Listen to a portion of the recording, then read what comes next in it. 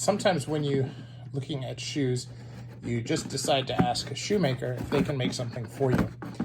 And this is an example of that, where I was looking at boat shoes and decided to ask Antonio Meccariello if that was ever something that he did. Now, I've been fortunate enough to buy a number of shoes from him, and he did these for me, which are just absolutely classic.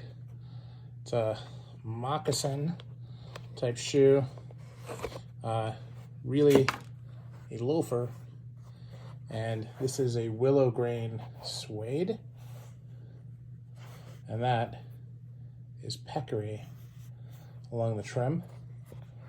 Just a very exciting shoe. Now these are Blake stitched in the moccasin, and he had just repaired his machine for this. It's not the normal type of shoe that he makes, and these were the ones that he built to test it out. So I'm super fortunate that he was willing to do this for me. I've never seen anything else like this on the market, and really can't wait to get these on the hoof.